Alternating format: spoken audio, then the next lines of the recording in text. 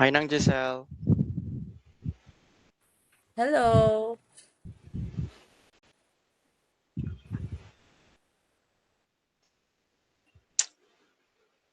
Hindi ko masyadong minarket yung training ngayon kasi ayoko ng sobrang dami.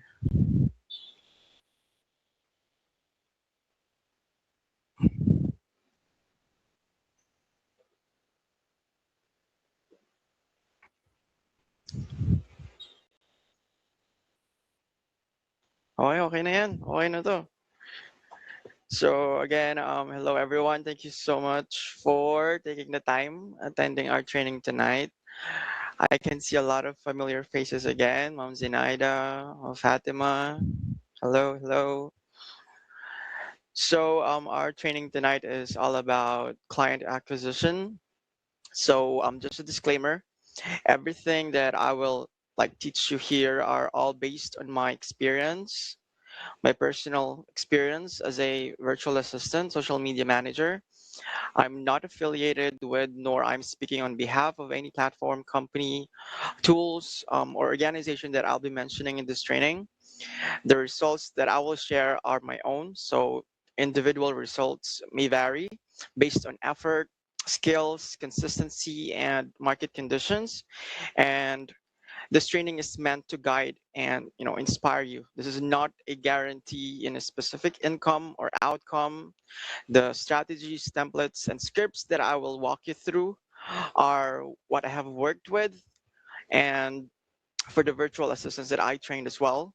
So I encourage you to learn from it at your own voice, niche, and context, because what works best is what actually feels authentic to you. So you can use this training as a start point, take out what resonates with you, test it, and make it your own. Okay?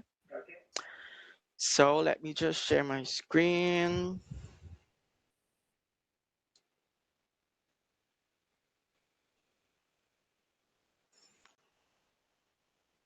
Actually, para ma-access nyo din, I'll send it na lang dito sa chat.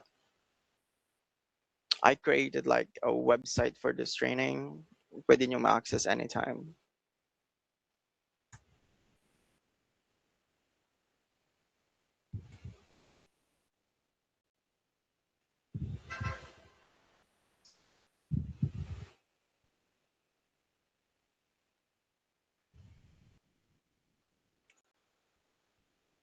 Medyo wala akong boses guys kasi maraming ganap this weekend.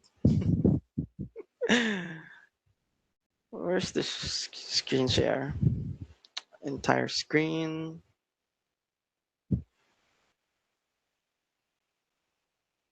Let me know if you can see my screen, guys.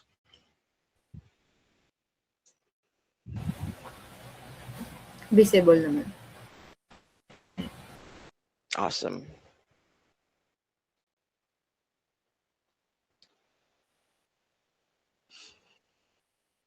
Yung mga nagjo-join pa. Paano nga mag-auto-admit dito?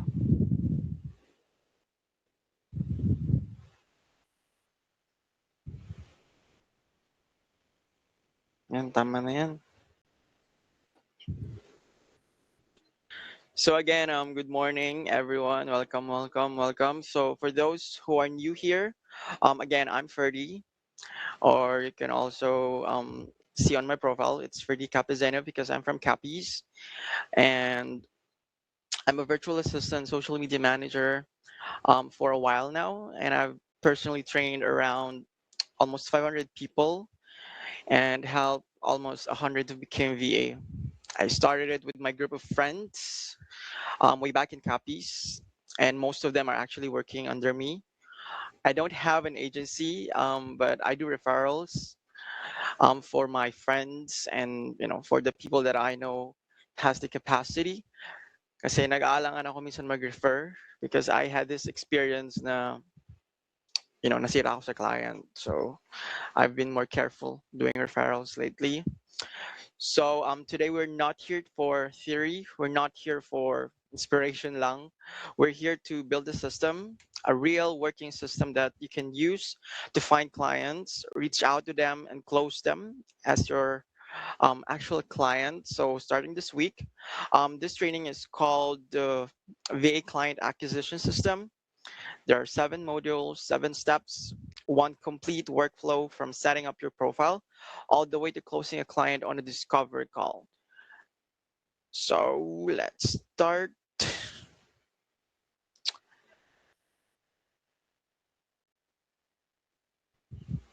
Hang on. Bakit di magalaw?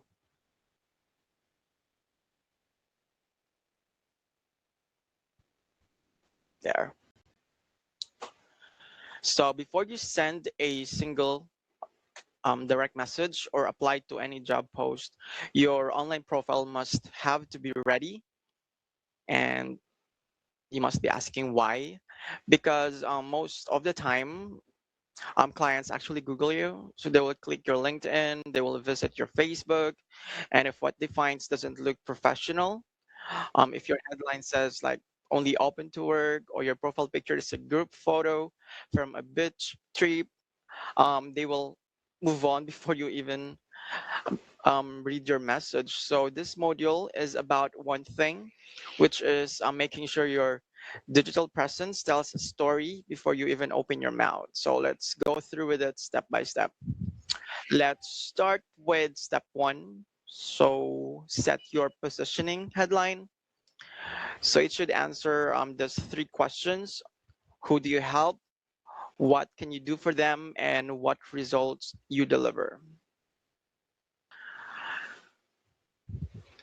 So this is the headline formula that I'm actually using to my several accounts because I don't know, each services that I actually render, I have several accounts for it. One for social media, one for EA, one for media buying. So those kind of stuff, and I make it very specific. What profile I'm gonna send to the client every time I apply. So here are some examples, as you can see on the screen. Virtual assistant helping coaches manage contents and admins so they can focus on clients. Virtual assistant, social media manager supporting online business owners with daily operations. So these are actually like very general. But if you're in a specific industry or a specific target market, that is actually more effective, wherein you will directly mention about their business and the result that you can offer to them. So I can see some people here actually went to the training with Ante, and this is one of the topic that we actually tackle. Positioning, um, especially right now, the rise of AI is like huge, and there's a big impact to it for everyone who's been working in the industry for a while, because AI can basically like loosen some of the tasks that you're actually doing right now, and you don't have to be afraid with it because AI are actually there to like help you out, not to replace you. So one thing that you can do is to adapt to it and make sure that you know how to make use of those AIs that will help you succeed delivering high quality results to your clients. But these are just some examples. So step two, where's the step two? Optimize your LinkedIn profile. So make sure that your LinkedIn profile is professional. Like use a clear, bright solo photo, face forward, smile, clean background, and avoid dark selfies, group photos, or pet photos. And you need to wear something professional, like smart casual is fine. You can use a lot of tools for it to edit your picture. Actually, it's very easy with ChatGPT. All you need to do is to use a correct prompt, and ChatGPT will just automatically like create a professional picture for you. Next is your banner. Include your name, your role, and then 1 to 2 services, a short tagline, your website or calendar link. You can use a tool like Canva for it. You can use if you have decided your own brand colors. Like me, my brand color is actually black and school bus yellow.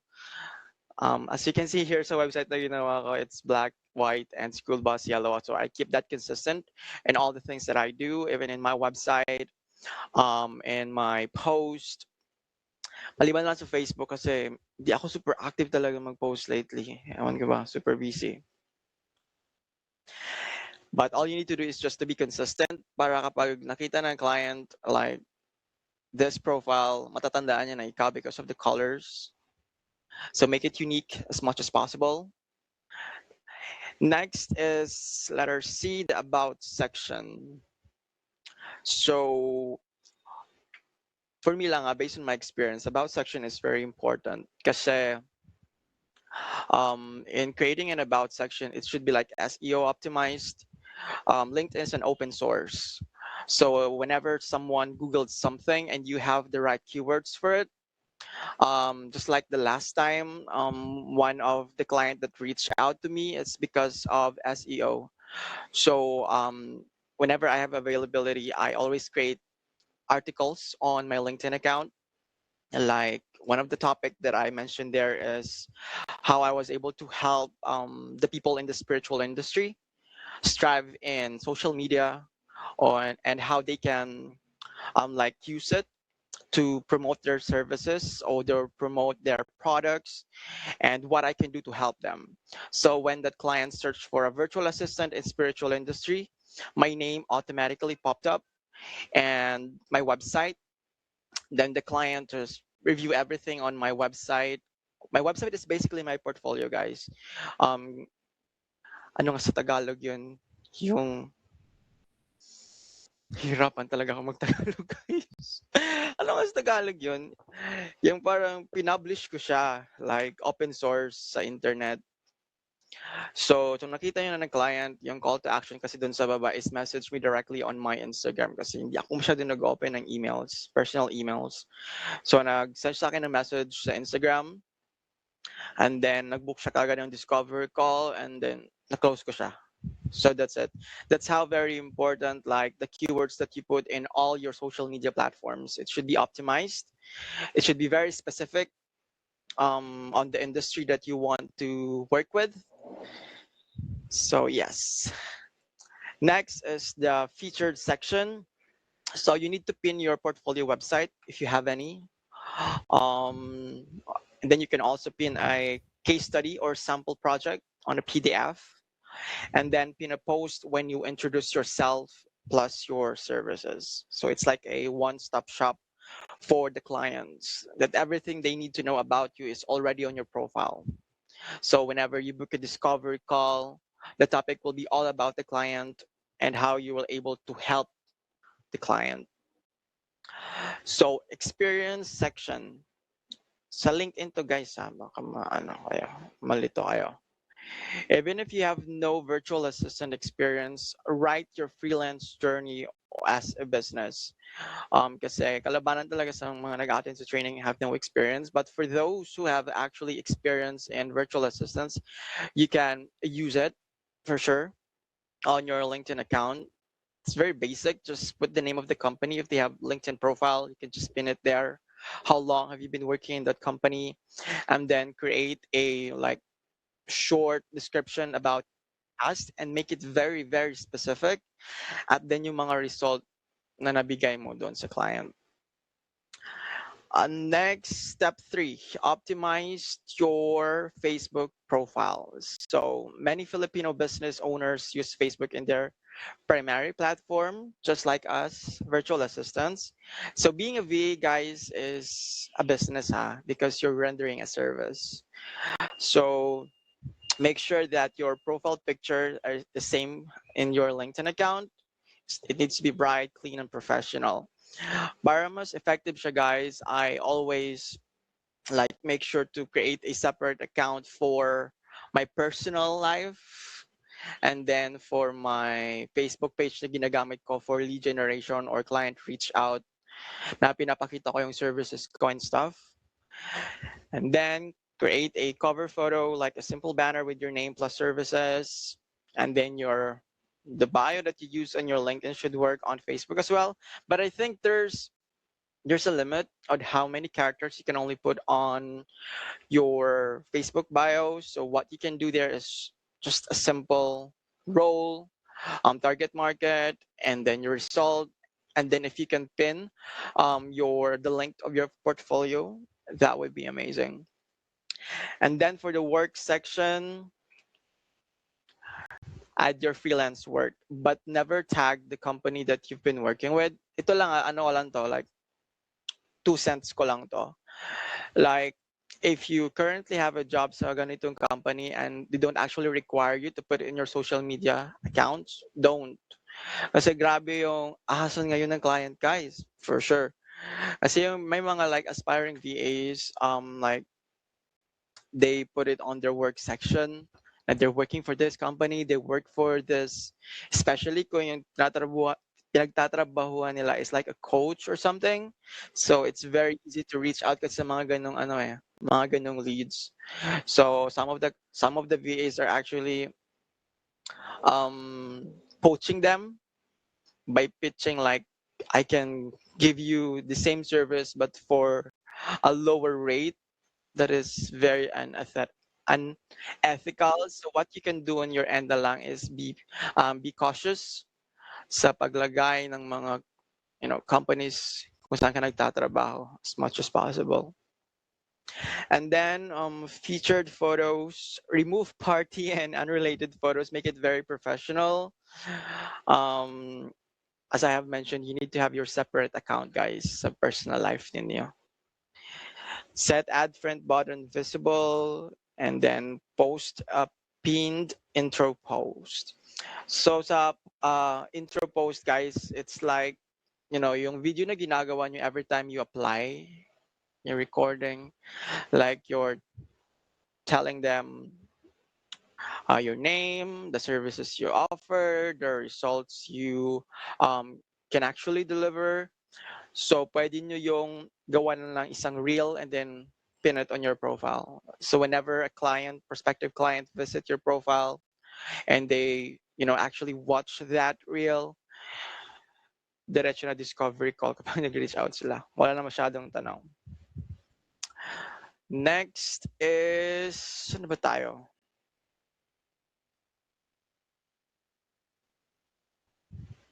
Featured sections, experience section, Facebook. Next is optimize your Instagram account. So this is optional but powerful, especially if you're in the SMM niche. Kadalasan talaga ng mga gem na clients are on Instagram. Because I don't know, sa US siguro mas famous yung Instagram kasi sa Facebook ba? Because it's very aesthetic, like how it was set up with. Kalabanan sa mga, ako kasi based on my experience in the spiritual industry, kadalasan talaga sa mga tao doon, like yung mga, especially yung mga nagcha-channeling. When I mean channeling, guys, yun yung mga taong sinasapian sila ng mga elemento, ng mga santo. Meron akong client na sinasapian siya ni Mama Mary. Sorry. Pero totoo yun, guys. Sinasapian daw siya ni Mama Mary. And what I do is I create reels. Parang isang oras yun. And what I do is I cut it on different sections. Depende sa binigay ni AI sa akin. I use AI to like cut the reels. What are the highlights? Pwede mo yung gawin sa Opus. The only problem is yung setup ng reel. Like, very common na. Wala na siya masyadong impact. So, yun. Kalabanan sa mga kalabanan. Ano sa Tagalog yung kalabanan man? Basta most of the like coaches in the spiritual industry, they wanted to promote their services sa Instagram. It's more active in there. Kasi para siyang TikTok. Kasi yung reels, it can be seen by everyone as long as the algorithm of their account is actually in the spiritual space. Okay, so for Instagram, make your real name or brand name. So not just random numbers, guys. Sa paggawa nyo ng username ninyo, make it very professional. The bio format is your role, of course, who are the coaches, who are the people you're helping with, and then pin your portfolio or your website. And then make sure that you post your samples out. Kasi they will actually visit your Instagram account. A sample work like a graphic, a carousel, a reel, and then meron dapat doon isang nakapin na about sa'yo, like what is your name, what services you offer, parang katulad nun sa Facebook din. And then create highlights. Um, sa Instagram, you have the option na kahit anong story mo, you can actually save it in your highlights, and then you can just label them based on their category, if they're about your services, if they're about your work, if it's about you, and most importantly, testimonials. Pag nagka-client na kayo guys at pag mag-e-end yung contract, make sure to ask for testimonials that actually help build credibility on your end.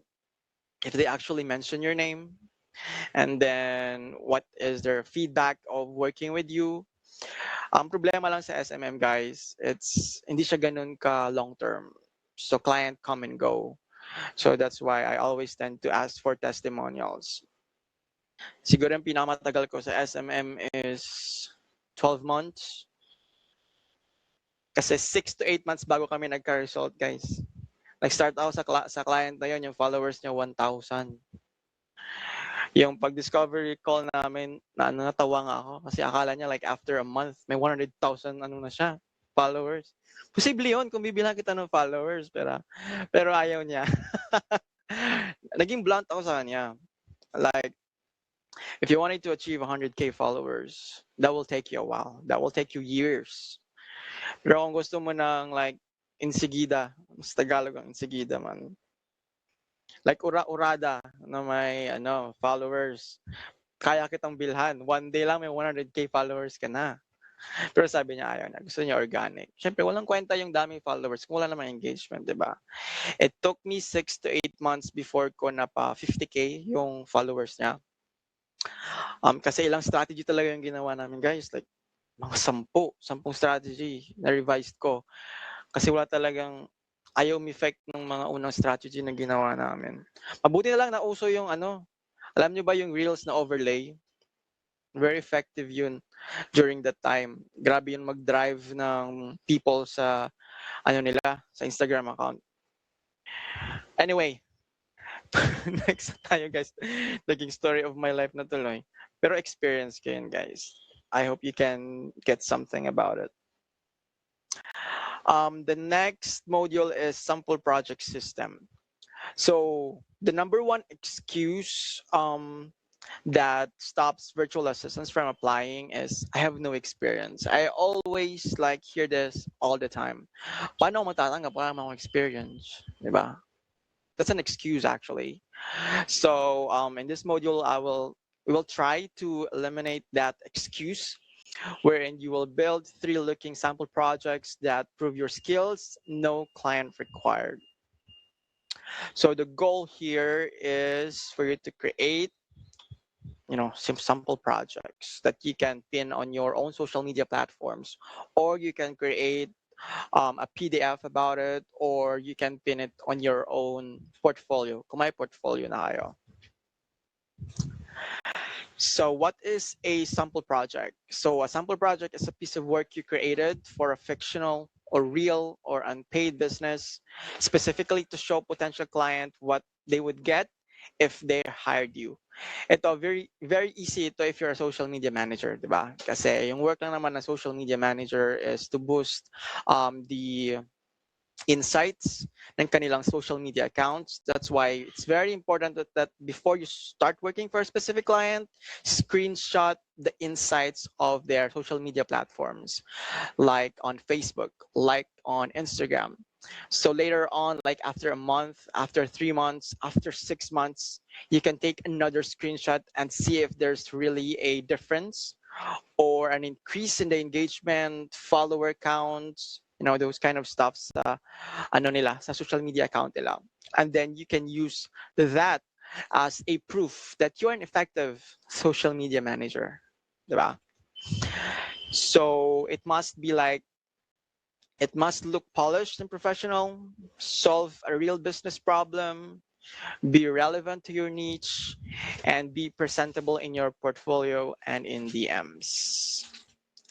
Next, for social media management. So this is a 30-day Instagram content plan for a fitness coach. This is an example, guys.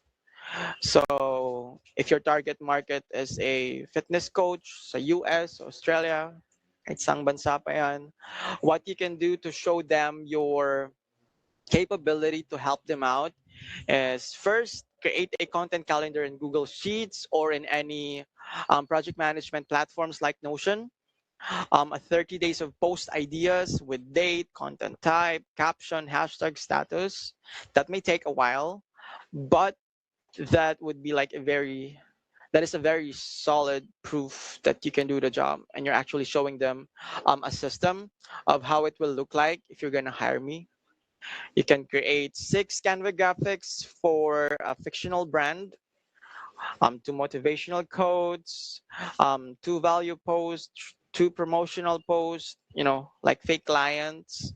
As long as on those graphics, the client will see your creativity and yung relevance kung anong industry yung pinasok mo. For this one, it's fitness coach. Next, a one-page content strategy overview. It's a PDF with target audience, content pillars, posting frequency, tools recommended. When we say content strategy, guys, um, kasi may AI naman eh. Pwede naman gamitin yung AI kung ano yung content strategy or paano mag-build ng content strategy. But kung ang AI yung papagawa nyo ng content strategy, anong alam niya sa business ng client mo, di ba? That's why it's very important for you to identify what is the niche of your client, ano yung target market ng client mo, and do you know what is the best way to get these answers? Ask your client. Para makabuild ka ng content strategy, kailangan mo tanungin si client kung ano yung goal niya. Like what is the goal of, kung SMM to guys for example, ano yung goal mo for the um, social media services that I will render for you? Is it about like padamihin lang talaga yung followers, engagement ng account? Is it about driving people to your website? Is it about sales? Is it about just basically posting for aesthetics? Yun. Ano yung target audience mo? What do you expect? Kasi pag tinanong mo yun sa kanya, you can counter, di ba? At pwede mo ding masabihan si client um, what the client should expect, ano yung reality versus expectation nila. Parang ganun. Kasi yung iba nag-expect talaga na like after a month may result na. Pagka-hire mo sa akin, meron ka ng 30 sales. Wow. Lord yarn. Basta ganun. In order for you to create an effective content strategy na align sa gusto ng client mo, always ask. Yun lang yun. And then make use of AI to create the content strategy. When we say content strategy, you need to do market research, guys. Like kung ano yung industry ng client mo. Ito, based on my experience, an effective content strategy, dapat yung gawin mo is something na working na within sa industry ng client mo. So when you do market research, all you need to do is to research for people like yung mga business owners na the same sa industry nila. Tingnan mo kung ano yung ginagawa nilang strategy sa mga social media account nila, ano yung format, ano yung hook, ano yung type ng content, is it real, is it carousel, mga ganun ba? Ano yung wording sa caption, yun. Kailangan mo lang mag-identify ng at least 10 to 20 and then not necessarily na ika-copy mo yung exact wording. Siyempre, kailangan mong align sa brand ng client mo. The thought there is like copy the process, copy the system, copy what works, hooks, Next, email management. So email management and inbox organization system for an online coach. So project din to guys ha, na pwede mong mapin sa proof mo kung wala kang proof as a kung wala kang proof as a virtual assistant, pwede mo tong gawin. Like a Gmail label system like Screenshot or Loom walkthrough on how you labels the stuff on your own Gmail account. Ganun ba? Gusto ko sana ipakita yung example kasi sariling Gmail ko na yun, guys. Kikita niyo pangalan ng mga clients ko. Basta yun. You need to create 5 email reply templates like discovery call, inquiry response, follow up from after no reply. May copy kayo nito, guys. Makikita niyo yan dyan. And then for admin and support data entry naman yung gusto mong role, what you can do to create a sample project is create a lead tracker or a CRM setup for network marketer. So you can do this on Google Sheets or CRM platforms like Notion, Asana, Trello, and then populate with 10 fictional leads. Pwedeng realistic, pwede namang joke-joke lang. As long as you have something or a proof that you can show sa client. Next, for Canva and graphic design. So sa Canva, guys, meron dong like isa sa mga sa gilid na nakalagay na brand kit. It's actually you who can set it up for your client or for example sa sarili mong account. A brand kit compels with your logo, color palette, hex codes, kung ano yung mga colors na gusto mo.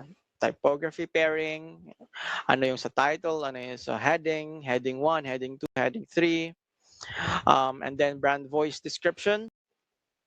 So what you can do is you can create 3 Instagram post templates like a code template, tips for carousel, and promotional post na pwede mong ilagay sa sarili mong Instagram account to show as a proof, or you can put it on your website portfolio under proof.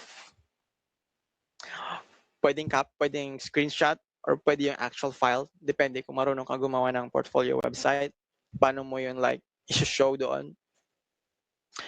And then create 3 story templates like new post, poll engagement, book a call na pwede mong ilagay din sa highlights to compel like what are the strategies that you're using to make people engage with the Instagram account of your client, something like that. Next is content repurposing VA. Yung ginagawa kong term dito sa client whenever I do the strategy, it's not repurposing. It's actually emulating it. Like, same hook, same atake ba ng post, but with the blend of the client's own brand voice, something like that.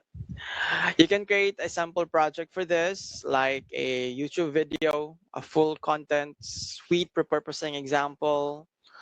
Like you take a YouTube video and repurpose it into like a written blog, if you want to, formatted within header 2 or header 3. 5 Instagram caption posts with relevant quotes from the video. Basically, yung ibig sabihin nito, guys, di ba merong isang trending na a YouTube video, then it's actually related sa client mo. What you can do is repurpose it by doing this stuff. And make sure pag gagawa ka nito, make it SEO optimized naman. Kasi nagaling na siya sa trending na nanggaling na siya sa trending na topic. Make sure mo lang na yung mga keywords na ginamit doon are actually like the same sa mga keywords na gagamitin mo. If you repurpose it, like sa article, sa post, sa hashtags, kung meron man. And always put a call to action below, especially if it's an article. Like, the link for your website, the link for your email, the link for your social media platforms para merong ways ang client to contact you if they're interested. Yung mga minention ko, guys, those are sample projects na pwede nyong gawin if you don't have any experience. But if you have actual experience, it's very good. Kasi meron na kayong pwedeng ilagay sa inyong mga proof. So make sure to ask your previous clients testimonials. Like 1 minute to 1 minute and 30 seconds should be enough. Next, portfolio. Sino dito yung may mga portfolio na? Pa-hands up naman, guys.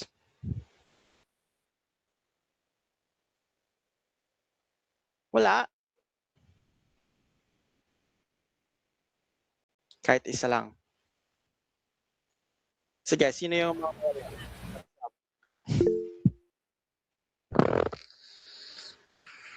Oh, hi, Math. Oh, pumasok ka, bro. Hey man, yep. Just in time. Medyo late lang na konti. All good, all good. Welcome, welcome. So, yon. When a client like receives your DM, the first thing they do or they will do is actually search your name or click your link that is embedded on your social media platform, like on Instagram, Facebook. If nothing shows up, or worse, it shows a blank link tree, you lose credibility instantly. So a portfolio website actually makes you look like a business and not a beginner. So the goal here, so when the client, yun na nga yung goal, when the client receives your DM, the first thing that they will do is search your name, click your link. So without a website, who is this person? But with a website, oh wow, they look legit. Let me read more. Ganon kasimple yung ano dyan guys, yung explanation. It makes you more professional and legit kung meron kang portfolio. Because portfolio focuses on stuff about you, like what you do, what results can you deliver, and what is the next step. Ganon. So page 1 should be about your name, your role, and then one sentence value proposition, and then call to action button. There should be at least 2, which is about view my whole portfolio or book a discovery call. Kasi minsan yung client di naman di naman sila kaagad nag-scroll ng portfolio. They are just wanting to know what is the next step, like book a discovery call. That's why meron pang button nun sa portfolio ninyo wherein if they click it, they can fill out a form to schedule a discovery call with you. Discovery call or interview, guys. Yung term interview yata yung term, pero if you're a VA, guys, it's not interview actually. It's a discovery call kasi you're a business and you're not applying as an employee. So it's more on getting to know about the business of the client and the services you offer if magtanong si client. But make sure that if you do discovery call, focus on the pain points of the client para ma-win mo sila, di ba? Don't talk about life.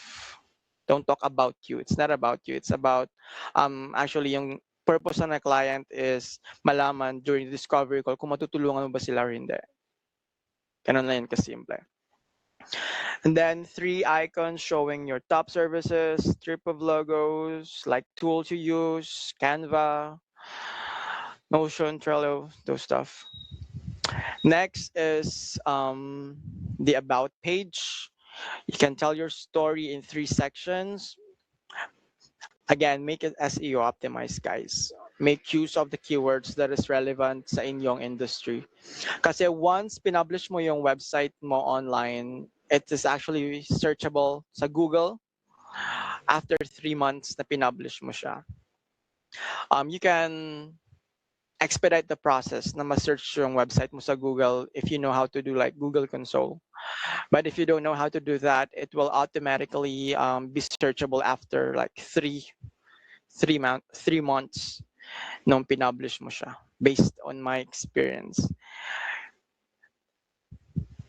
Lately ko nalalaman na pwede palang i-push kay Google na searchable yung website ko. Basta yun. Make sure that your about section is SEO optimized. Next is services. So you need to list each service as a card. So each card should include service name, 3 to 5 bullet points of what's included, and optional price range. Kung marami kang marami kang niche, pero kung isa lang naman niche mo, no need. Kung social media lang naman yung gusto mong i-offer as a service, pwede yon. That is actually like very good kung isang portfolio o isang website is good for one services lang kasi very focused siya. Then what you can do sa price range later is create cards or different for it, like starter, pro, premium, ganon. Next. Page 4 is your portfolio or sample work. Yung sa module 2 kanina, lahat ng ginawa mong mga sample projects, this is where you will put it, like a screenshot, or if it's a PDF, the link. Just make sure to put the preview on it, so you can show like 3 to 6 sample projects. So each project card should have like the project title, the problem it solves, what you created, and then a screenshot or a mockup. Note, if you have real clients, guys, you don't need to use, you need to use like sample mockup projects. Make sure lang not to blur important information or personal information para hindi naman ma-breach yung privacy ng client mo. Pwedeng first name lang, hindi na kailangan yung last name. Tapos kung mga like files naman, if you're in the data entry stuff, wag mo ilagay yung actual like information sa file na sinort mo or sa system na ginawa mo. Pwede mo lang ilagay is yung like first 3 letters kung may email address, last 3 numbers kung phone numbers. Yung mga data kasi na yan is private, so you should know how to hide it. Next is page 6 for contact or book a call. So this is the call to action sa portfolio nyo, guys. You can create a contact form. Kung sa website nyo, meron kayong form wherein clients can just type their name, their email address, their phone number. That's good. Para makaka-receive ka na ng email, or you can like code it na after nila mag-fill out ng form, they can directly book a discovery call na naka-embed na yung calendar link ninyo kung meron kayo. Kung wala kayong calendar link, you can use your Google Calendar. You can create a booking link on your Google Calendar, guys. Or kung Outlook man, pwede din naman. Meron yun. Hindi lang siya ganun ka-flexible unlike Calendly, but definitely you can use those free platforms. And then here are some of the tools, guys, that you can use to create your portfolio website. You can use Cardco. Merong free tier, pero meron ding bayad. Mura lang naman, $9 per year. Simple and fast one-page site. Or you can use Wix. My free tier then, yun lang kasi may watermark. You can create more pages and design freedom. WordPress, kung gusto niyo yung may multi-page site. You can use Notion plus Superso. May bayad talaga yung Notion.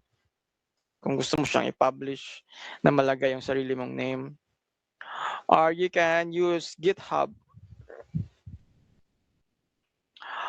Pwede kayong mag-code using Claude, using ChatGPT kung naka-pro version kayo. You can ask them to build a portfolio website for you. Just make sure that you know how to prompt correctly or properly sa gusto nyong design ng portfolio ninyo. Next, client acquisition strategy. Ito na yan. Di ba? Dahil paligoy-ligoy, pero ito yung title ng training, guys. Paano kumuha ng client? But it's a process kasi. So, yun talaga yung start, di ba? You need to build up your positioning, your proof. Hindi yung dire-diretso maghanap ka kaagad ng client. Maghanap ka na ng client, wala ka pang portfolio. Maghanap ka na ng client, di mo pang alam kung anong services yung i-render mo, di ba? So here is the module for client acquisition strategy. So this strategy is akin talaga to. Like, this is the actual strategy that I used in finding clients. So most virtual assistant waste time like searching randomly for clients. Like yung iba nga tumatambay sa Upwork, sa OLJ, sobrang dami ng competition doon, guys. Then lowball pa. Kung hindi man most of the time kalabanan. Anong kalabanan sa Tagalog? Kadalasan. 'Yon. Buisit. Basta kadalasan yung sa OLJ talaga like very lowball na ngayon yung mga ano doon. Kaya what you can do is to create your own opportunity, 'di ba? Ikaw mismo mag-open ng doors. Hindi yung maghihintay ka lang na may pop-up na, oh, may bagong job posting, apply ako. Ganun. No. So, me, what I actually use to get clients are Facebook groups. Kasi ano ako, guys, like B2C, business to consumer. Yun yung mga target ko ng mga clients. And kadalasan sa kanila ay nasa Facebook groups, especially sa spiritual industry. Magta-type ka lang sa Facebook o spiritual consciousness, businesses, mga ganun, mga keywords na ginagamit ko. And then not automatically, sineset ko pa yung location kung saan mga businesses yung target ko. Siyempre, kung maghanap ako sa US, lagay ko lang US doon sa location. Then magpa-pop up yung mga groups na about spirituality, and then yung ginagawa ko, nagjo-join ako sa mga group na yon. Pero dinadahan-dahan ko lang kasi baka ma-spam ako. Like matag ako as spam, something like that.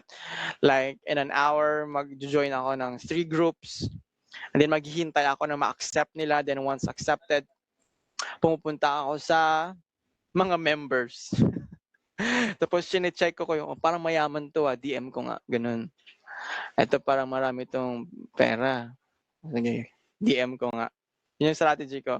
Ginagamit ko yung intuition ko. Like, ito parang feel ko to, magiging client ko to, ganun. Pero totoo yun, guys. Yun yung ginagawa ko. Like, I go to groups. Of course, sinesearch ko muna yung business nila, di ba? Like, chine-check ko kung meron silang Instagram account, meron silang website, tungkol sa ano yung pinaglalaban nila, if they are a channeler, if they are a medium, if they are about alien stuff, para alam ko yung sasabihin ko whenever I pitch something to them. And then if they have like Instagram account, hinahanapan ko ng mali.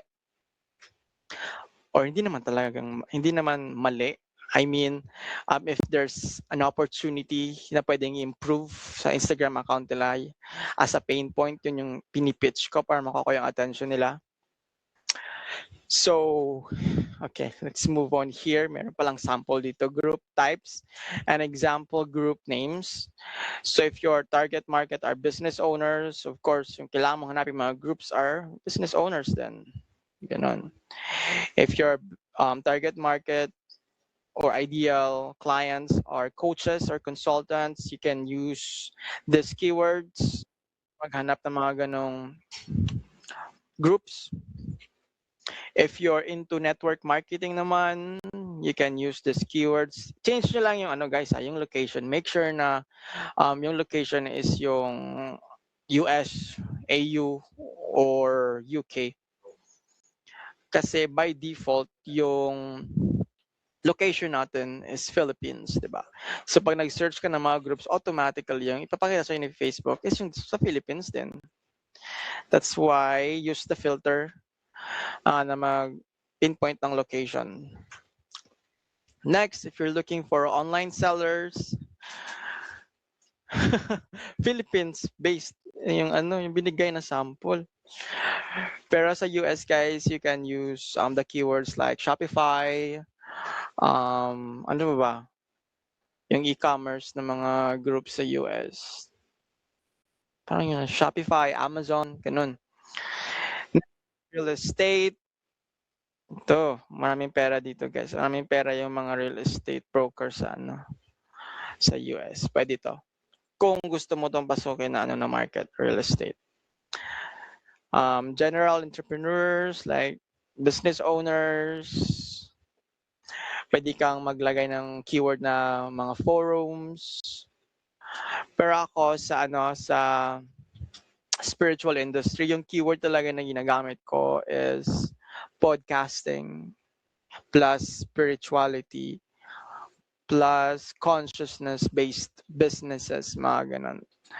Mahilig sila makipag-interview ganon sa mga kapwa nila, channelers and mediums. Kaya, tapos yung maganda pa sa spiritual industry, guys, yung mga tao dito, very direct and easy to connect with. Like, pag nag-send ka sa kanila ng message, they will reply talaga. Sasabihin nila sa'yo on the spot na, yes, I'm looking for help in kung ano man yung pinitch mo. Pero kung hindi naman, right on the spot, sasabihin nila, I do need your help, mga ganun. Very direct to the point yan, ganun sila. So, when you find posts like, I'm a coach, I'm struggling to post consistently on Instagram, anyone know good social media manager, DM mo na kaagad, di ba? Pero rare lang to mangyari na merong business owner na magpo-post ng ganito. So what you can do is like check all the members of that specific group. Like stalk mo yung account nila. Check mo kung ano yung pwedeng improve, i-list down mo, and then pitch mo sa kanila, di ba? If you're a social media manager. Next is LinkedIn. So LinkedIn is effective siya. If you're looking for corporate clients, like yung mga client na may mga established businesses like firms, brokerages, mga ganon.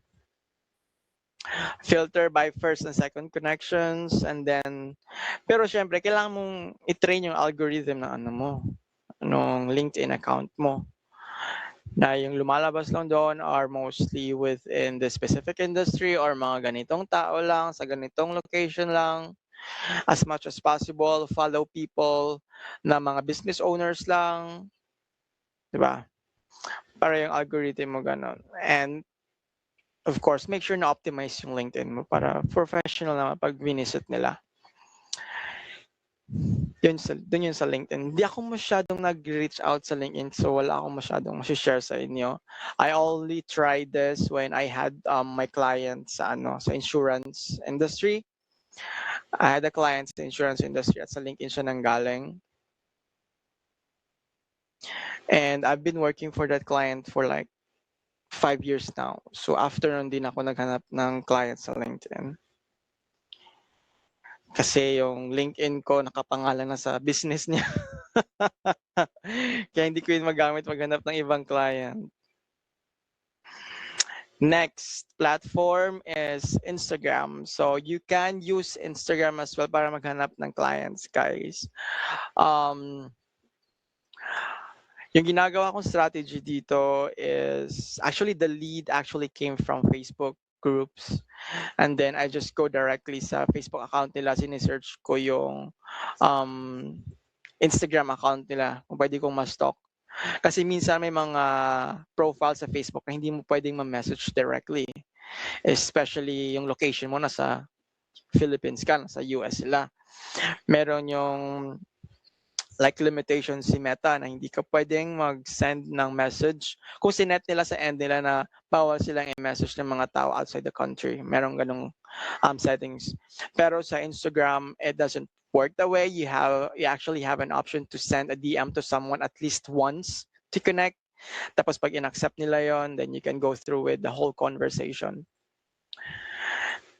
So yun yung ginagawa ko para make sure ko na mag-reply sila. I use Instagram to send them a DM. Yung strategy ko talaga is like direct to the point. Like wala nang paligoy-ligoy, wala nang warming na nangyayari. Like wala nang, hey, I like your post, mga ganon, mga comments sa profile. Hindi na ako nagaganon because, we know warm mo yung lead. The only problem is, sa industry ko kasi, sa spiritual industry, once they've decided, like, nakatatak na sa ulo nila yun eh. Like yung intuition nila, grabe. Consciousness-based business nga. Yung based on my experience, yung pinaka-effective na approach sa kanila is direct to the point.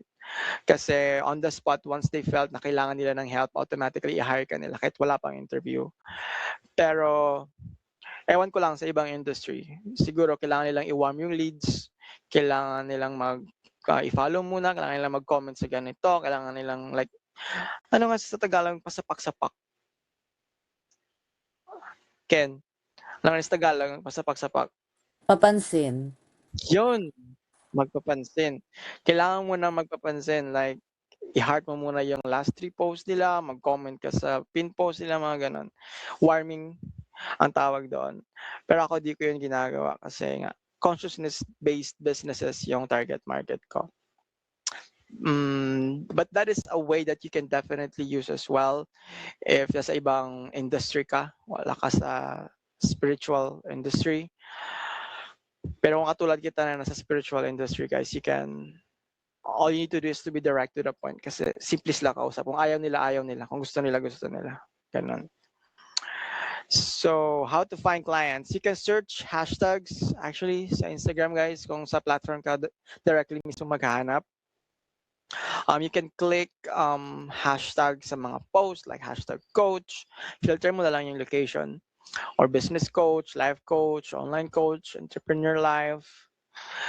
And then, make sure na yung hanapin mo mga account is yung mga account na feel mo na matutulungan mo.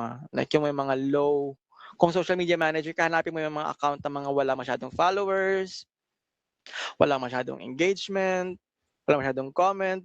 Kasi ibig sabihin nun, kailangan talaga nila ng tulong. Meron kang ipipitch na do you need help to increase the engagement on your Instagram account, to increase the follower count, engagement count, mga ganon. Look for and then scroll their feed, look for inconsistent posting. Yan, pwede mo yun ma-pitch sa reach out message mo na I can see that you're posting inconsistently. I can solve this problem for you na everyday may post ka, ganon. And then check their bio, a DM for coaching but no link. They definitely need a VA for that. Ngayon naman, kung hindi pa rin talaga sila mag-apply sa DM mo, what you can do is email. Mostly sa mga like business coaches, meron talaga silang nakapin na website or Linktree. Hindi ko alam anong tama pag-pronounce doon. Linktree. Ano pag-pronounce na akin? Linktree. Basta yun.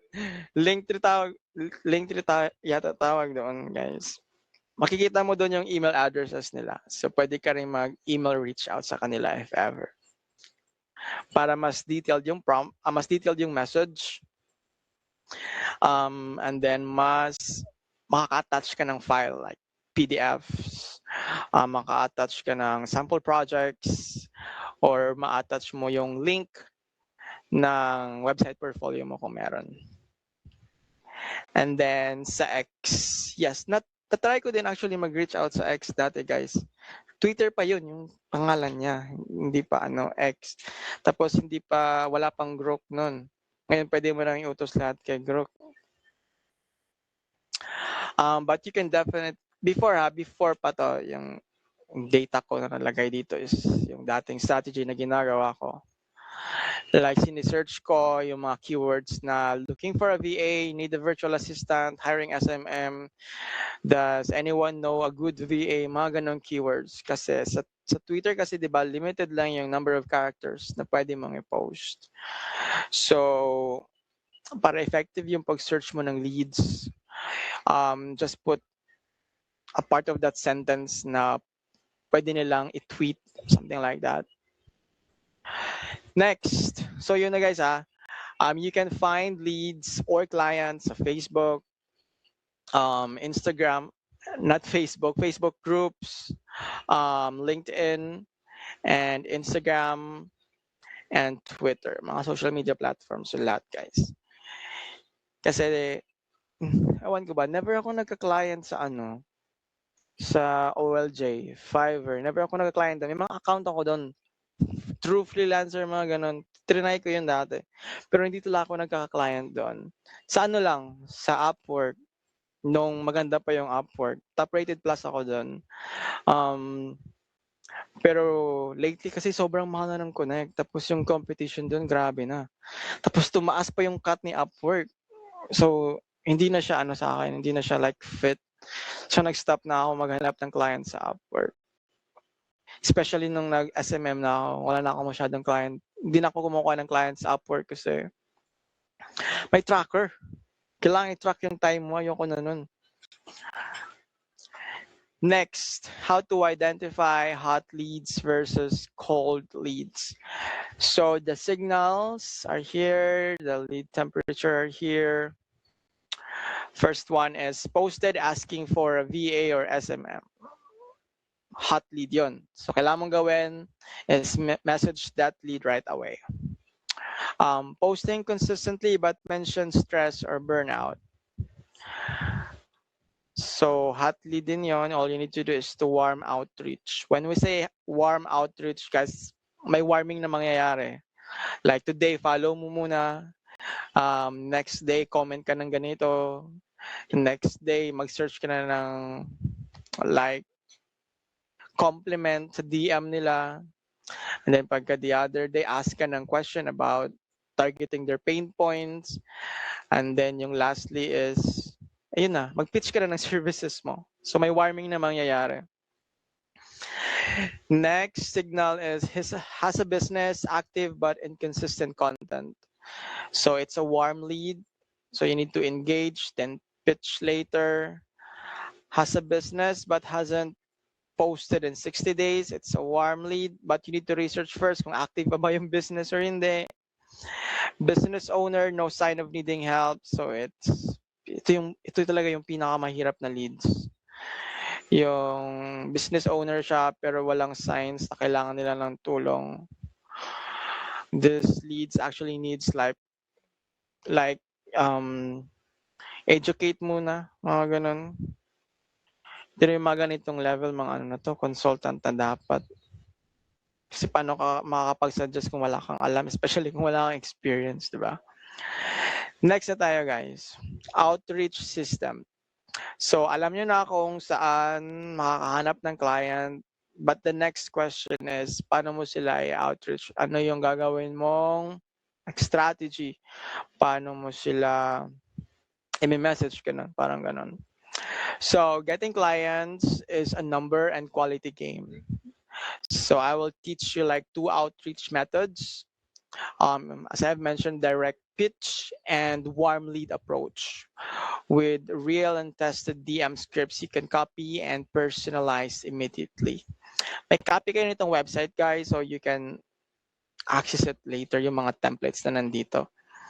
Kasi for the previous, like previous trainings, kinaka-copy-paste ko pa lahat ng prompts, lahat ng resources sa email. Kaya yung ginawa ko, nag-code na lang ako ng website training. Nandito na lahat ng kailangan nyo. Yung kailangan ko nang ibigay is yung minutes na lang ng training afterwards. Okay, so let's start with the method A, which is the direct approach. Ito yung ginagawa ko most of the time. So the person posted or the lead or a specific business owner posted they're looking for a VA, SMM, or their bio content clearly shows they need support. You need to send within 24 hours of seeing that post. So here's the formula.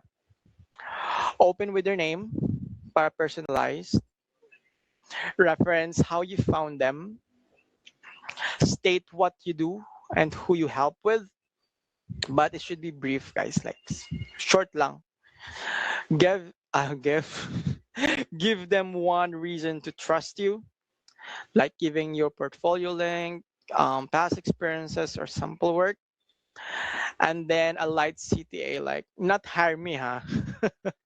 Huwag naman ganun ka-direct na you need to hire me. You know.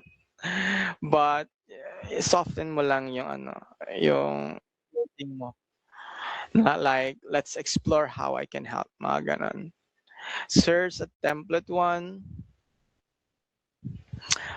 Let's say, hi Jacquiel May, I saw your post in Facebook groups looking for a VA. Great timing. I'm a VA specializing in social media and I work specifically with coaches like yourself. I put together a portfolio here so you can get a feel for how I work. Lagay mo yung portfolio website mo. If you're open to it, I'd love to have a quick 15-minute call to see if I'd be a good fit for what you need. No pressure, just a conversation. Looking forward to hearing from you. Pag nag-reply sila ng yes, book mo na kagad yung discovery call. Pero pwede naman na within sa portfolio website mo, meron na dong CTA sa baba na naka-embed na yung calendar link mo, yung booking link mo na makakapag, schedule ng meeting with you. So yung i-reply na lang nila is sa DM mo is I already booked, see you soon, mga ganun. Yun, most of the time yun yung nare-receive ko. Template 2, cold but targeted direct pitch. Hi, I came across your page and love what you're building with your business. Pero dapat mga specific to guys ha. Like name talaga about sa business. I'm a VA and social media manager who helps coaches like you manage content and admin so you can focus on your clients instead of your inbox. I actually put together some sample work that shows exactly what I do for portfolio link. Would you be open for a quick call to explore if I can support your business? Happy to share more details. Mga ganun. Direct approach to guys, wala nang warming na nangyayari. Next, Facebook group DM after seeing a pain point post. Hey, I saw your post in group Choo about Choo. That's exactly the kind of thing I help coaches solve. And I handle the content planning, graphics, and scheduling so you can stay visible without it taking over your schedule. Here's my portfolio so you can see my work. And then call to action mo, want to hop a quick call this week. Or pwede naman na embed mo na lang kagad yung calendar link mo para mag-book na lang sila. Mag-meet na lang kayo afterwards. Ganun. Ganon ka-direct yung approach. Like wala nang paligoy-ligoy kaagad, discovery call kaagad. Just make sure lang na like before ka mag-hop, if you're gonna use a direct approach, make sure na pag discovery call na kayo, you do your research about like the actual business of the lead na ang tawag dito na diniem mo. Like before your discovery call, alam mo na kung ano yung businesses niya, ano yung services niya, ano yung pinaglalaban niya para pag nagkasagutan na kayo, ma-open mo yung conversation na I already researched about your business kasi first impression last guys. First impression. Ano ba yung tama? May S wala. Basta yun na yun. Nagtatagal yung first impression. So pag nakita nila na you do your research about their business, yung pag-uusapan nyo na lang is yung pain points ng client at kung paano mo siya matutulungan. And then negotiation sa rates. Pero minsan wala na mangyayaring negotiation kapag yung rates mo is nasa portfolio mo na. Like naka-embed na doon ano yung kung may packages ka, kung per hour ka, na doon na yun sa portfolio mo dapat. At during the discovery call, yung mangyayari is confirmation na lang. Kung si client is walang pera, for sure, hingi yun ng discount. Pero most of the time, yung mga client naman, hindi sila nag-ask ng discount kasi yun na yung packages mo eh. You're a business. Just make sure that if the client asks for your rate, yung rate ba, just say it directly. Diba? Pag sinabi mo na yung rate mo, stop na. No need for explanation. Na, oy, $15 ako kasi ganito, ganyan. Yung ina-explain mo ba, that actually lessens the value ng rate mo. Just state the rate, then stop. No need to explain. Kasi nandun naman sa portfolio mo yung yung proof eh. Kung bakit ganyan. yung rate mo. So make sure lang na yung rate mo justify ng portfolio mo yung rate mo. Ganun ba? Yung result, yung deliverables na ibigay mo sa client.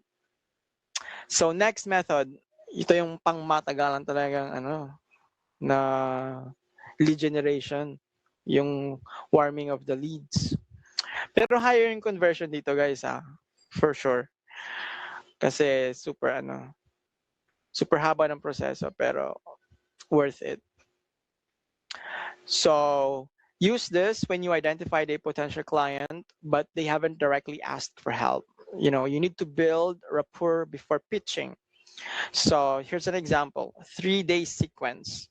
So day 1, you need to engage, like their 2 to 3 most recent posts, leave a genuine comment, not just great post. You need to be specific, like it should be personalized. Kung like nahihirapan ka talagang gumawa ng comment kasi wala kang idea kung ano yung tungkol sa ano yung post, copy paste mo na lang yung caption kay ChatGPT. Prompt ka na lang na create me a personalized insightful comment for this post, ganun. Kasi paste mo na doon sa comment section, di ba? Simple lang. Day 2, engage again. Like or react to their story. Reply to their story with a short, genuine message. Pero syempre, nakadepende din yung message mo. I-message mo kung tungkol sa ano yung story, tungkol sa ano yung like yung post na yun. Yung ganun ba? Kasi minsan, yung mga business owners, pinopost lang nila kung ano yung feel nilang i-post that day. Like very random. Like minsan nagpo-post sila ng listings pero wala masyadong context. Nagpo-post sila about sa nangyari sa kanila today or may event sa family nila. So clearly walang strategy doon na nangyayari, di ba? So that is a pain point na pwede mong i-pitch when you send a DM. So you need to reference your engagement, show you've been paying attention, like make it feel natural. Like mentioning, I've been following you for a while, and I can see that you're in the real estate industry. But as I can see here, you're not consistently posting about listings. There's actually some opportunities that we can improve, mga ganun ba? Pero meron dito mga templates na pwede nyo gawin, guys. Yon. Warmly DM template 1. Hey, I've been following your content for a couple of days and I really love the value you share, especially yung reference ng post. I'm a virtual assistant and social media manager, and I work specifically with coaches. I couldn't help but notice that managing content alongside everything else you're doing sounds like a lot. I actually help coaches with exactly that. Taking the content and admin tasks off their plate so they can focus on coaching. Here's my portfolio so you can see what I do in the link, and then call to action. I would love to chat if ever you're open to it. No pressure at all. Diba? Very light lang yung approach. Tapos may nangyaring warming before mo siya in-approach. Kasi pag may warming kasi, makikita na ng client eh. Kung hindi naman ganun kalaki yung page niya or yung Facebook account or yung Instagram account niya, nakikita talaga nila yung pangalan mo. Like, you reacted to this, you commented to this. So, pa-warm up yung brain nila na you're engaging with their social media accounts. Meron pa dito yung ibang template, guys. Basahin nyo na lang pag may time kayo. Meron naman kayo dyang link. So here is the outreach rules that you need to follow. Gawa ko lang ito, guys, based on my experience. So always personalized, guys, when you send a DM. Like kung ano yung pangalan ng client, yun yung ilagay mo na, hi, pangalan ng client. Kasi pag yung ginawa mo lang is, hi there, very like general, di ba? Tapos baka ma-spam ka pa, matag ka as spam ni Facebook kung sa Facebook ka nagdi-DM. Tapos like pare-pareho yung context ng DM na sinesend mo, pwede ka ma-restrict na you're spamming. Ganon. Kaya kailangan personalize yung message mo. Use their name and reference their content, like what industry they belong to, what kind of post they actually posted that resonates with the services that you offer as a VA. And then, here's my why pala dito. Kasi generic DMs get ignored. Tama naman. Next rule, never open with, I want to work for you. Wow. Desperado yarn. Hindi dapat ganun, guys. Dapat yung outreach mo is like, dapat hindi nakaka-pressure ba? Yung hindi, you don't sound like desperado na, I want to work for you. Hindi ka naman empleyado, di ba? So dapat soft lang yung approach mo. Let's see if we would fit to each other, mga ganon, and see how I can help you. Mga ganong verbiage lang. It sounds desperate. Oh, tama ako. Para you don't sound desperado. Next, always include your portfolio link. All the time talaga, guys. You need to have a portfolio, ha? Because it builds instant credibility. Kadalasan sa mga client, they don't have time to spend with you in a 15 to 30-minute call just to get to know you, para mag-ask ng questions na ano yung mga experiences mo, ano yung services mo, ano yung mga tools na ginagamit mo, mga ganun ba? So it actually helped them like save time by just putting your portfolio link sa pag-DM mo, so they can just click it, you can just scroll it, di ba? Lahat ng question nila na gusto malaman about you is nandun na. Para pag nag-book sa ng discovery call, yung conversation is all about the pain points na ng client on how you can help them. Diba? Yun. Next, send a maximum of 10 to 15 direct messages per day per platform. You need to avoid spam flags, guys. First time when I nag-DM ako sa Facebook, diba? Kala ko naman unlimited talaga. Na-spam ako, na-restrict ako for 7 days. Kaya avoid yan, guys. Meron kaming strategy ng client ko, yung may network sila ng mga spiritual businesses. So gusto niyang gawin ko, I need to DM daw like 50 to 100 people per day. Sabi ko, hindi yun pwede. Hindi yun pwede kasi mababan yung account, ma-restrict yung account natin, mapa-flag tayo, spam. Ayaw niyang maniwala sa akin. Ikaw ang boss, okay, masusunod ka, di ba? O yun, 50 to 100 per day. After a week, deactivated na yung account. Ayaw niyang maniwala sa akin. Pero, hindi naman ako pinagalitan kasi I set proper expectation na hey, if we continue doing this, there's big possibility that your account will get banned or permanently deactivated. Wala siyang pakialam, ayun, na-deactivate. Next, keep your first DM under 120 words because long messages get ignored, guys. Totoo talaga to. Like, ayaw nila yung super habang message kapag nag-reach out ka. That's why make it like cohesive but informative at the same time. Hindi mo kailangan explain lahat.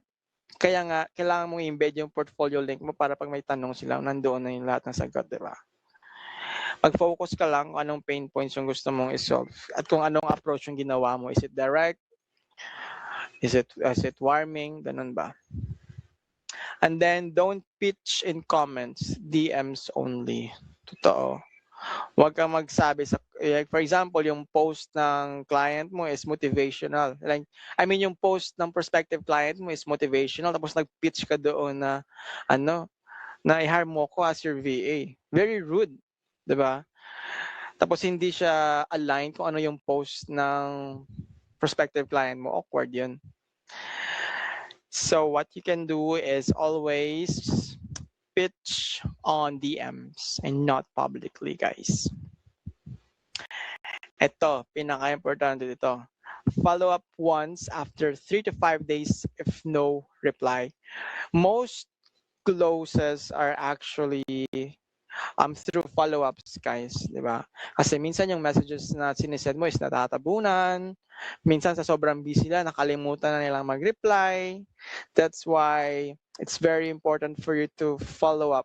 You have a system na or habit na mag-follow up sa mga leads na like for example, Monday, diniem mo sila. Yung mga hindi nag-reply, kailangan mo i-follow up within Wednesday or Thursday, ganun ba? So, meron ditong template, guys, to do a follow-up. Follow-up after no response. And then a follow-up if they say maybe later. Yan. Pwede nyo yung copy-paste. Send ko ulit yung link dito sa sa chat para may access kayo. Kasi parang natabunan na eh.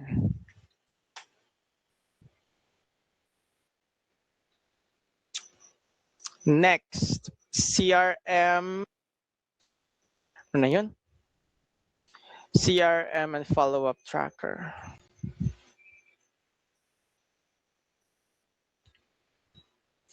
It's very important, guys, na kapag naghahanap kayo ng client, you have your own system of how to track your prospective clients. Let's say, hindi ka marunong gamit ng mga CRM, project management tools like Notion, Asana, Trello, you can always use Google Sheet, and it's free, guys. So most virtual assistants send DMs and then forget about them.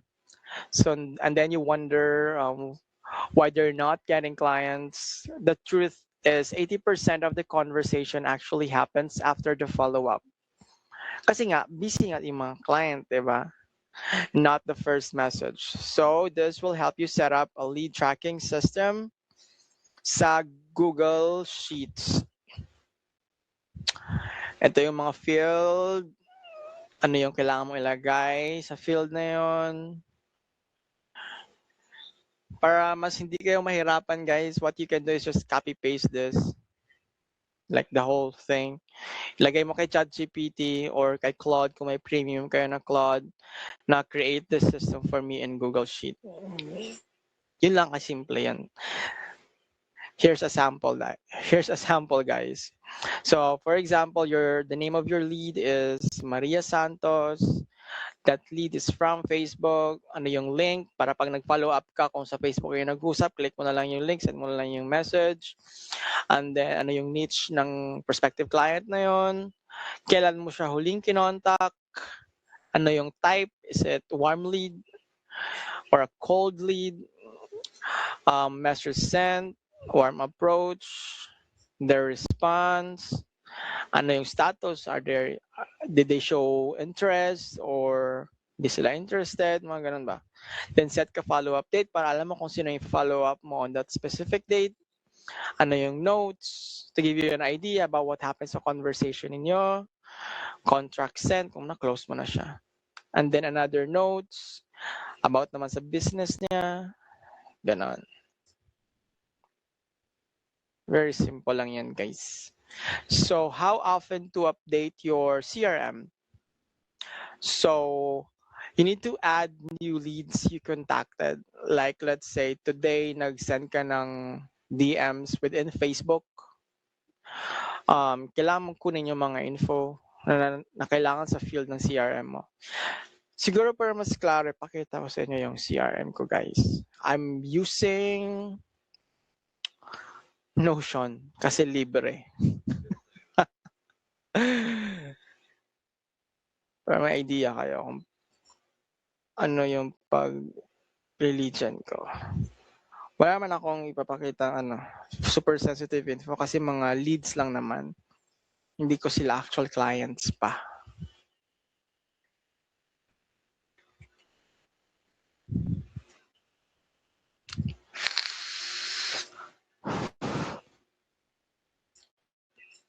Yung problema lang sa Notion, kapag marami ng laman, naglo-load na.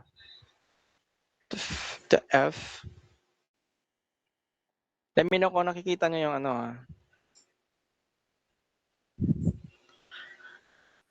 yung screen ko. Diba? Super lag na siya. Bakit kaya? Hang on.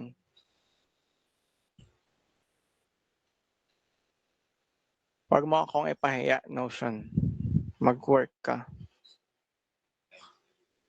Papalitan na kita soon.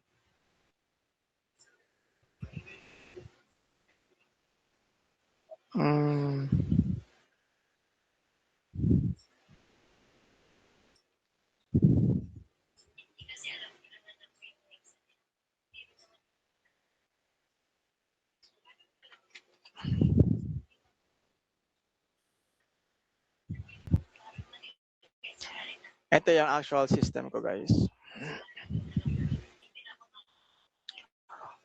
Incomplete din ba? O, yan. Complete na. Yan. So, ito yung mga prospects ko.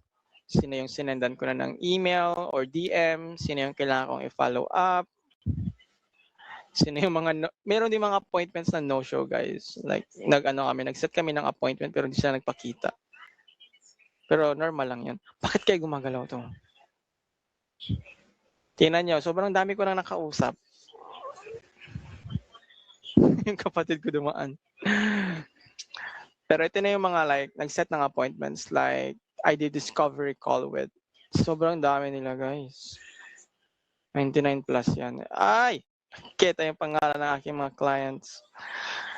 Yung mga win, yun na yung mga na-close ko ng mga client. Tapos sino yung hindi interesado, at sino yung lost. Yan. Yung gamit ko dyan, guys, is Notion. Basically, yung kailangan ko lang gawin is to store their information here. Like, assign din yung pangalan ng email ko eh. Ano yung audience nila, ano yung WhatsApp nila, yan. Information about them, basically.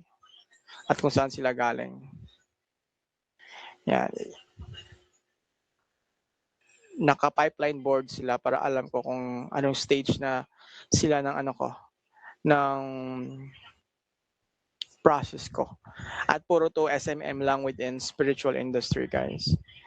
Meron din option sa sa Notion na maglagay ka ng calendar para alam ko kung sino yung discovery call within that day. O, di ba? Wala ako masyadong ganap sa discovery call lately. Pero grabe yung hassle ko ng April, guys. What the fuck? Pero na-close ko mga 3 lang. Okay lang yun, di ba? At least nakakapag-close ka ng client. Yung strategy ko dyan is nagsisend ako ng DM like 10 to 15. Yung nga, 10 to 15 per day. Tapos, may nagre-reply naman. Like, they're asking for information. You're asking for more information and then they book a conversation with me and then, yun na. Grabe yung hassle ko nung April kasi wala, like, ilan nga yung client ko ng April? Parang 4 na lang yata. Sabi ko, hindi ito pwede. I need backup. That's why, grabe yung hassle ko. Like, every day, nagsisend talaga ako ng outreach message. Ngayon, wala na akong time magpahinga. Preset. Sobrang dami nila. So, here's a tracking outreach metrics that you can use, guys. Like, sino na yung nasend mo ng message, sino yung mga nag-reply, sino yung nagbigay ng positive response para ma-categorize mo sila kung like, sino yung mga possible na maging client mo. You can copy the system, guys, if you want to.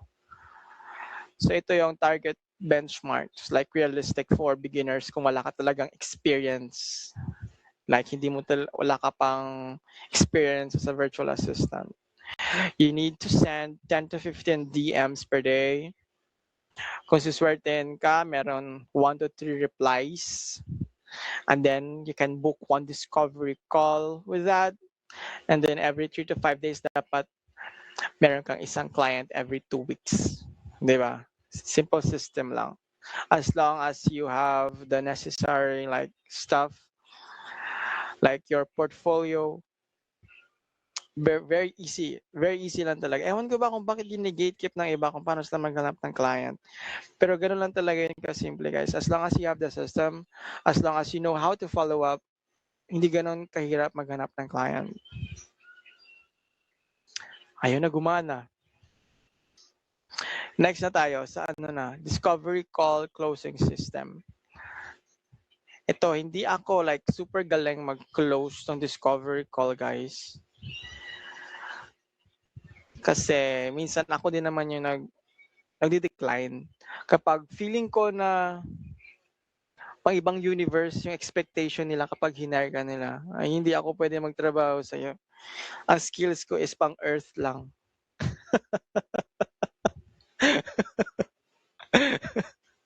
Yung after a week, nag-expect ka ng 30 sales. Oo, kaya minsan kasi, dati kasi like, syempre, yung gusto mong magka-client, like very desperate ka na magka-work, accept ka lang ng accept. Kahit hindi na ganun ka-realistic yung result na gusto nila. I will try. Yun na lang yung wording mo talaga. I will try. Pero later on, na-realize ko, grabe, nakaka-burn out yung mga client na ganun. Yung expectation nila is out of this world talaga. Hindi tayo fit. Sorry, bye. Ganun na lang yun. So the discovery call is where you actually close a client. But most beginners either oversell, underprepare, or offer too fast without understanding what the client actually needs. So this module will give you like the exact script and structure to run a confident and professional discovery call.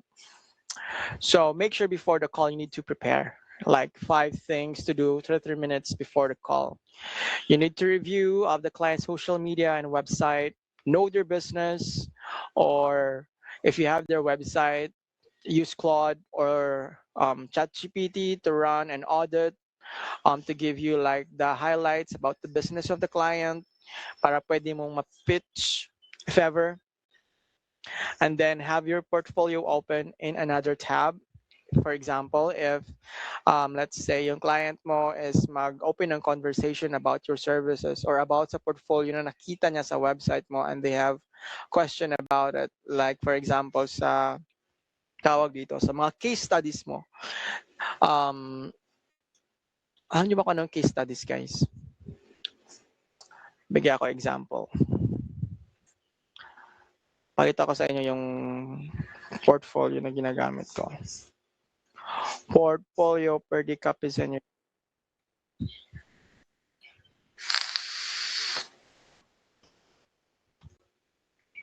Asan yung case studies ko dito? Yun.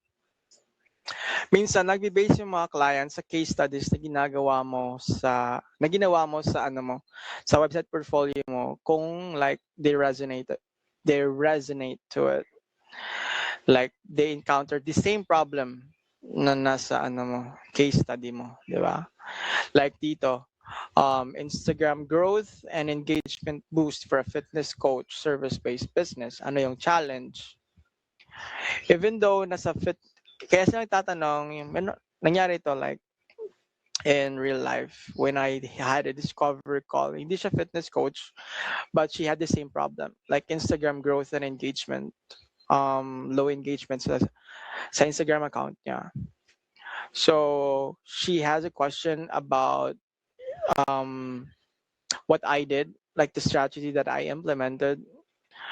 Nakita niya sa challenge na ito rin yung pinagdadaanan niya as of the moment. So sinabi ko, i-adjust natin, di ba? I-adjust natin yung strategy. Yan. Most of the answers naman is nasa case study na kung ano yung ginawa ko, ano yung deliverables, kung paano siya naging effective, mga ganun ba. Basta yun. Review the client's social media and website, know their business, para alam mo kung anong ipipitch mo. Have your portfolio ready. Prepare your rate sheet, like your pricing, and ready to share. Pero nasa ano na din naman yun eh. Nandito na yan dapat may mga ganito package. Sabi nga ni Ante, di ba? Yung totoong package is nasa gitna. Psychology ba? Yan. Yung dito, pero dapat siguraduhin mo rin yan. Minsan, merong mga hesitant na clients. Make sure na yung first, yung starter pack mo is hindi ka naman lugi, di ba? Like, don't overpromise sa content na gagawin mo for this specific price. Know your value. Ganun ba? Like 8 to 10 posts lang per month, graphics, captions, one platform management for 99 lang. Ganun, di ba? Pero pwede mo naman i-persuade si client na kung gusto mo ng mas sulit na package, ito yung kunin mo. Yun. Diba? Di ka lugi. Pero ewan ko ba, walang kumukuha ng package ko, guys. Gusto nila yung hourly. Hindi nila alam mas makakasave sila sa mas nakakasave sila sa package. Ewan ko ba. Basta yun. And then have a simple proposal template ready to show sa client, like a Google Doc. When we say proposal template, ito dapat yung mga nakalagay na sa sa kontrata na ibibigay mo sa client. Even though yung contract, NDA na sinisend natin sa client is through good faith na sana mangyari, like sana masunod. Still, it's very professional kung magsisend ka ng mga documents na yan. It shows professionalism on your end. Kahit di naman talaga siya valid sa country nila, sa country natin. But you should have like a template for it, kung ano yung deliverables. Like let's say sa packages na ginawa mo, they're interested for the pro package. So dapat ready na yung like nasa nasa bookmark mo na ito yung proposal sa pro package. Click mo na lang, pakita mo sa kanya kung ano yung included within that package, like details. Kasi yung nakikita lang nila dito is ganito lang, like very vague, di ba? Dapat nasa proposal na papakita mo sa kanila yung the process of how you're gonna do it. Like ilang post per day, anong oras ipo-post, mga ganon. Pero template lang, sabihin mo, i-clarify mo na this is just a template because we will still do some audit sa Instagram account mo. Nakadepende kasi sa insights ng Instagram account kung a niche and industry, kung anong strategy talaga ang gagawin mo. Just a proposal for the sake of the meeting lang. And then set up a note-taking document for the call. So make sure na meron kang Fathom, meron kang Firefly, Otter AI na naka-join sa meeting ninyo, na mag-set ng meetings, minutes of the meeting. Kasi like for example, yung gamit ko, Fathom, di ba? And whenever I have a client meeting, like meeting na talaga, like weekly meeting namin, yung ginagawa ko is I get the full transcription of the meeting and then pinipaste ko kay Claude, give me what are my deliverables for this meeting, categorize them by priority, ano yung unang kailangan gawin, ano yung moderate, ano yung low prioritization, mga ganon. And then kung kaya niya gawin yung task, okay, do it for me. Di ba? Especially kung trained na yung mga AI nyo, guys. Like, may mga specific plugins na kayo or skills, especially kay Claude. Very, very helpful si Claude. Nagtataka na ako minsan kung ako ba yung SMM o si Claude kasi halos lahat ng task siya nang gumagawa eh. Kasi may mga plugins na siya na gumawa ng graphics. Merong co-work na kahit nasa kwarto ako, siya yung nag-navigate ng computer ko na, hey, gawin mo to. Di ba? Ganon. Kaya, yun yung sabi ko, di ba? Make use of AI. Huwag kayong matakot sa AI. Okay, let's move to the discovery call script.